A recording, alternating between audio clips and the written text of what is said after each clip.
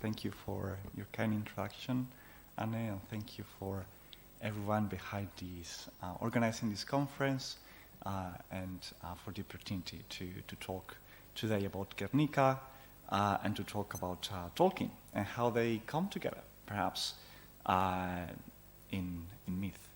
So I pretend to present a brief or introduction to the literary analysis, comparative literary analysis that I have done, and because it's time constraint, I will briefly touch on the three themes that I believe are presented in both the Lord of the Rings and the Silmarillion when it comes to the White Tree of Gondor. And I would like to see how these three themes presented in the books when it comes to the White Tree are also represented in Gernika Coarbola by Parraguirre in his song dating 1852-53. But finally providing a conclusion. But before that, before I start into the analysis, I would like to briefly touch on Tolkien's own understanding of literature, how this relates to reality, how this relates to reality. So briefly, I think, and this is the premise a little bit of this presentation, is that myth becomes the meeting point of history and the imagination. I did some research on the possibility of Tolkien being directly influenced by the Gernika tree because of the bombing in 1937. And I think it's possible, it's very possible that Tolkien knew about Gernika. I mean, he knew about Gernika, that's for sure. He was a subscriber to the Times, and during the day after and a few days later, the bombing was in all the journals, including the Times, and it was a shock. So Tolkien knew about Gernika, but whether this directly made its way into his writing, that's another question. And I think we cannot know for sure. But that's a little bit secondary, because today we're talking about myth, and we're talking about history. And my conception of myth is one that puts together both history and fiction. And I would like to dwell a little bit on this now. For Tolkien, life could be understood as a tale. He said to the poet Odin, "Each of us is an allegory, embodying in a particular tale and clothed in the garments of time and place, universal truth, and everlasting life." So life is understood as fiction, but not in a way that it's unreal, of course, in a different way. But then history, tales are also understood as history. In The Lord of the Rings, we find it abounds in meta-literary references, and they provide us with an insight into how literature may be connected to our world, or at least there's that suggestion. So Sam, when Frodo and Sam are in Mordor, they're quite desperate, and Sam says the following: "Still, I wonder if we shall ever be put into songs or tales, wherein one, of course, but I mean put into words, told by the fireside or read out of a great big book with red and black letters, yes and yes afterwards. And people will say, 'Let's hear about Frodo and the Ring,' and they'll say, 'Yes, that's one of my favorite stories.' Perhaps we find ourselves reading it today or a few years ago and saying, this is one of my favorite ones, or at least, I love it. And by doing so, we are somehow, their tale has come into our world. And this crisscross of different planes, the literary and the historical, is very central to Tolkien's thought and to Tolkien's own understanding of literature. And I believe, and I would like to, with this I move into the analysis of Gernika, of the White Tree and Gernika, is that this cross happens in myth. Well, I would like to thank also Giuseppe Pessini's book, which will be published now on all this, because it's explored in detail, and I've drawn on his book for Tolkien and the Mystery of Literary Creation, for this bit. So, 1 second. Yeah, the relationship between history and myth is a mysterious one, and I would like to explore this now in the Tree of Gernika and the White Tree of Gondor. So, the Tree of Gondor. Let's delve into the Tree of Gondor. Elrond, the elven character, states in the Council, that wears his name, the Council of Elrond, "In the south, the realm of Gondor long endured, and for a while its splendor grew, recalling somewhat of the might of Númenor, ere it fell. Westward, at the feet of the White Mountains, Minas Anor they made, tower of the setting sun." This bit is the one that is important to us. "There, in the courts of the king, grew a white tree. From the seed of that tree, which Isildur brought over the deep waters, and the seed of that tree before came from Eresia, and before that out of the uttermost west in the day before days, when the world was young." So we have this tree, a very important tree in the books, and there are three things that I would like to highlight and then explore. The first one is the origins of this tree, and more precisely the divine origins of this tree. Out of the uttermost west in the day before days, we have said that this tree has its origins. The second one is the socio-political representation or representative value that the tree has as it grows in the courts of the king. And finally, the survival of this tree to presumably something that happened with Isildur. And spoiler, it's the drowning of Númenor. But the tree is said to, a seed of that tree is said to have been brought over. So somehow escaped that disaster. So let's just start with the first theme, which is divine ancestry. So the reference, as I said, to the uttermost west in the day before days is very important. It infers the tree of a divine ancestry, right? Why that? Well, that time is referring to Valinor, and Valinor in Tolkien's Legendarium, in Tolkien's books, is the land of the gods. Here I have a little picture.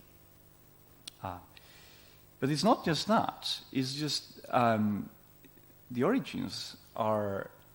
This tree was not literally in that land, but a forefather of this tree. It was an ancestor, and that ancestor is called Telperion. And along with Laurelin, they form a beautiful and unique tree couple. You want to read the story a little bit? It's found in the Silmarillion. And these two trees were planted by a goddess whose name is Yavanna. So it's not that just the tree has its origins in this primeval time. It's just that they are it's the descendant of a tree planted by a goddess, but a divine character. And these trees, as you can read there, their light was a divine light that shone on all the mountains and shore of the land of man, which is kind of an Edenic land. Gandalf himself recalls this in a conversation he has with Aragorn at the end of the books, and I don't have the time to go in deep in that conversation, but it's quite critical to this topic. But what Gandalf says to Aragorn is, "Verily, this is a sapling of the line of Nimloth the Fair, and that was a seedling of Galathilion, and that a fruit of Telperion of many names, eldest of trees." So the White Tree of Gondor is a descendant of Telperion who has its origins in an Edenic land called Aman. Now the second point I'd like to touch on is the socio-political value that this tree has for within the narratives.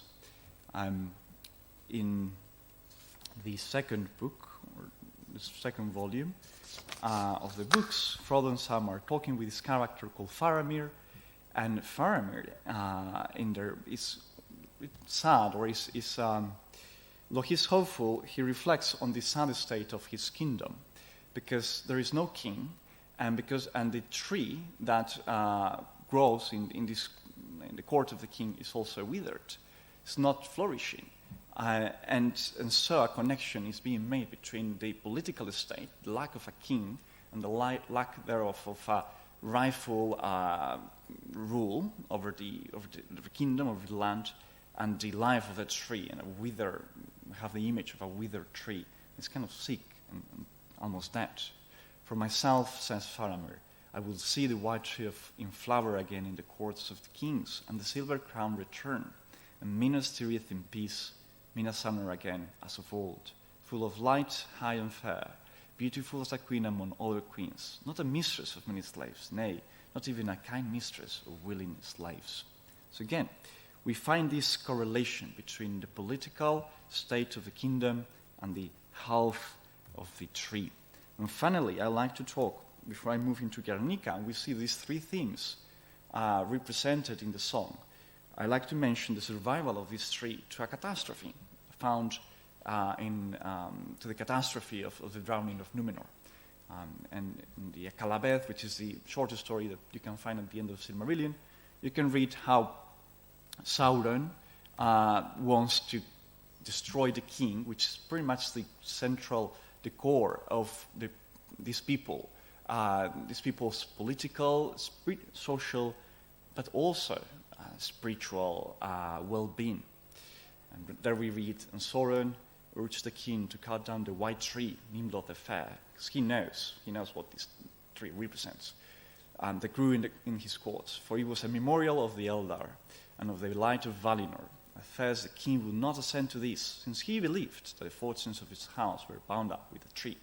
And here also notice how there is this, the image of light comes in the passage, and also the fact that the tree is said to grow in the courts of the king. Well, there's an image of the drowning, but although the whole island, and actually the white tree here referred to is Nimloth, so it's not the white tree of Gondor, it's the white tree of Numenor, is destroyed. There is a fruit of it that Isildur, which we have just read, takes along with other faithful characters, and they take it to the shores of Middle-earth. And so there is the lineage is preserved, and hope, and along it, hope also springs. Now, let's go now into to say that at the end of the books, we find the sapling of this white tree with the return of Aragorn, and this symbolizes, again, the hope I was referring to, the hope of a rightful rule. But let's move now. I don't know how I'm doing with time. Good. Let's move now into Gernika Coarbola. And actually, part of that song, Manta Sabal Su, it's from the poem. It's from the first stanza of the poem. So it was written it was sung in 1852 by José María Parraguirre, and it talks about the Gernika tree, right, that grows in Gernika, in Vizcaya, in the court also of Casa de los Fueros, Bizkaiko Matzarretzea, and there under it the kings of Castile, of Navarre also pledged alliance or swore to respect the local laws of the Basque country known as the Fueros, and also the lords of Biscay would pledge respect to the kings. So it's a symbol, it was a place of parliament, it was a place of democracy. But we're not that much interested, again, with the historical facts. Those are very important because they are the soil of, I believe, of myth to some extent.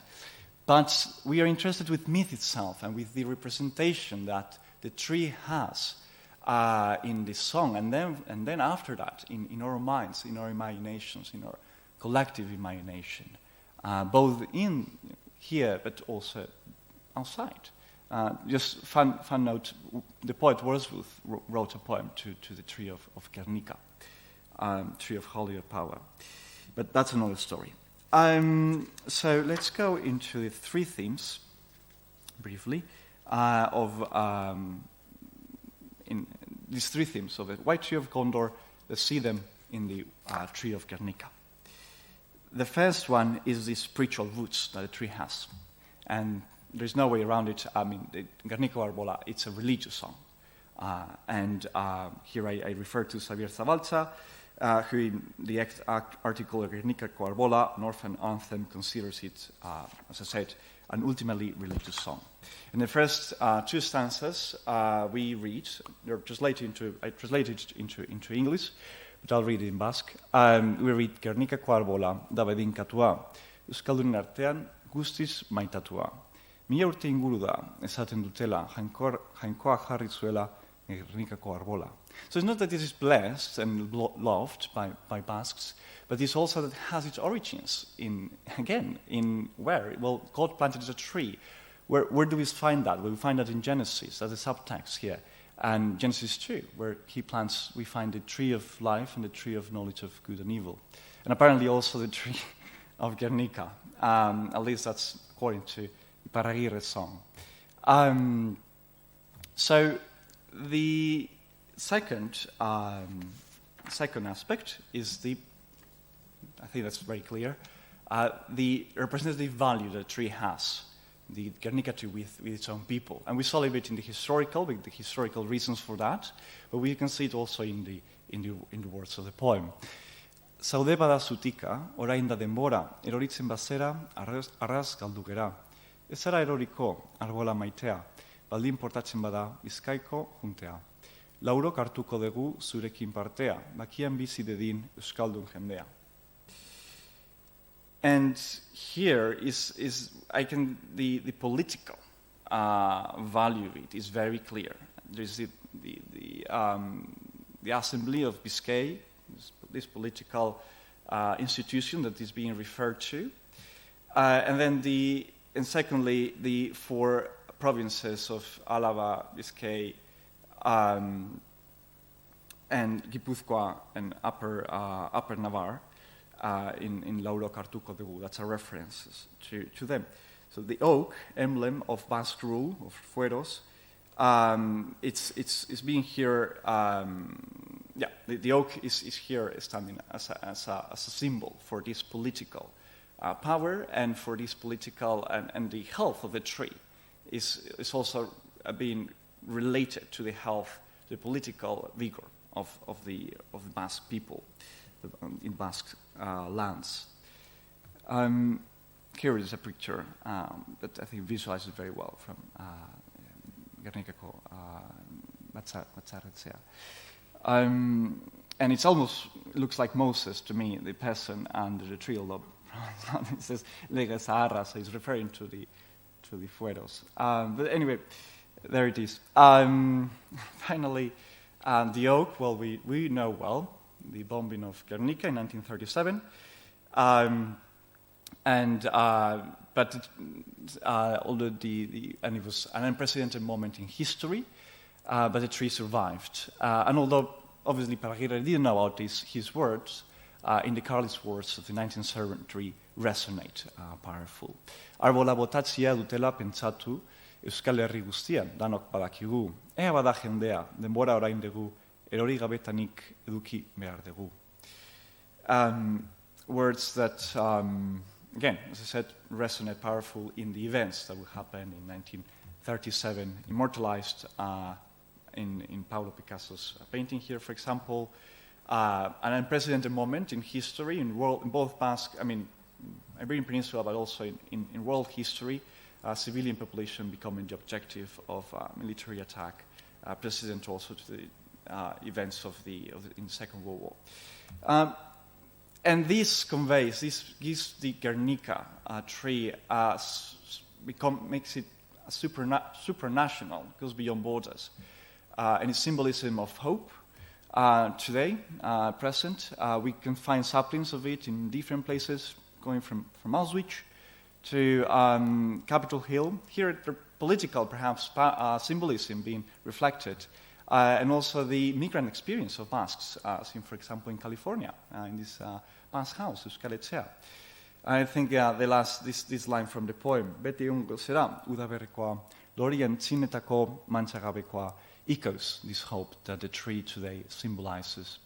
So just to finish, what can we learn from the wisdom of these two trees?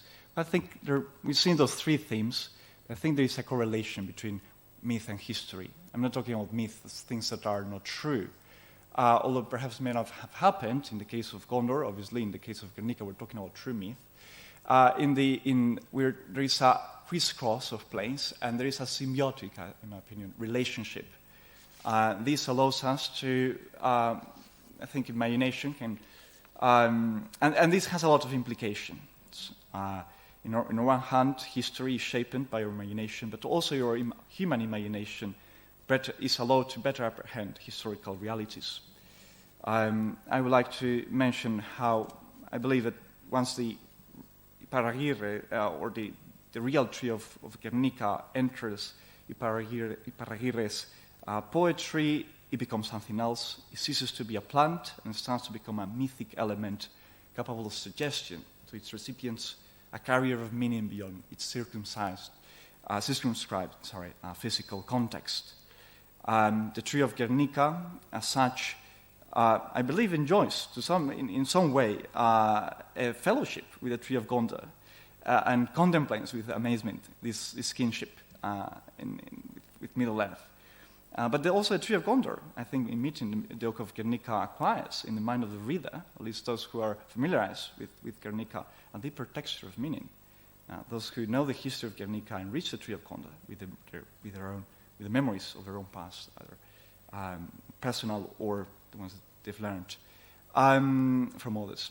And following talking, I venture to say that these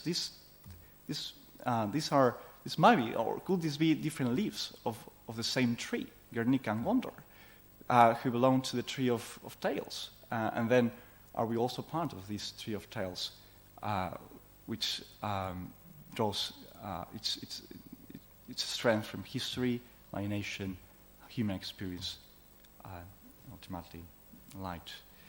Well, I believe this paper does not strive to confuse fiction with reality. It attempts to rip off the veil that divides history and observable fact from myth and legend, and claims that these two are interconnected and need to be so in order to be complete. Thank you very much.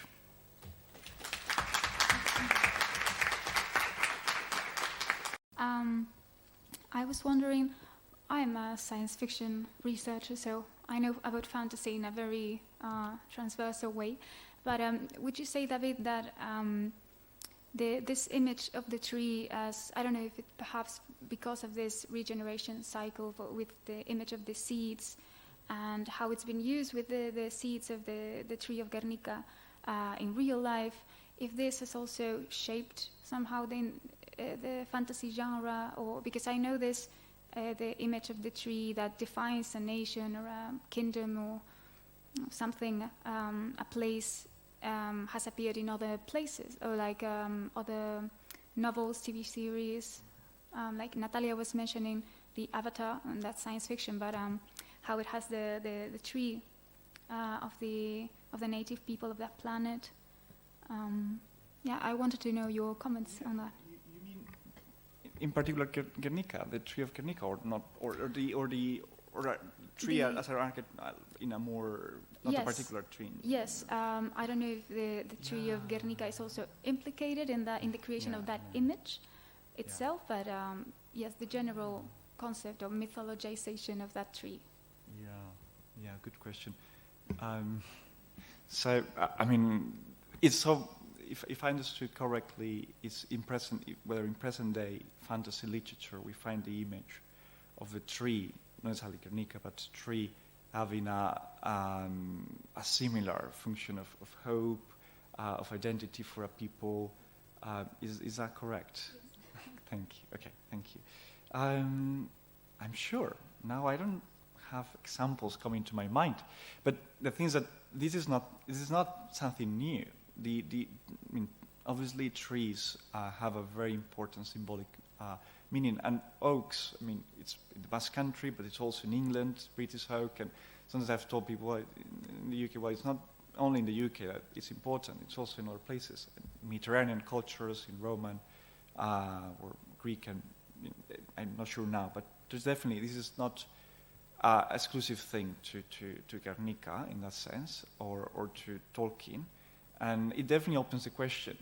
If there are, I'm sure, right now I cannot think of, but it's something I think it's something to look into, and it gives the opportunity for any one of us to research that and to look at that. Yeah, trying to think of now, for example, C.S. Lewis, but I don't know.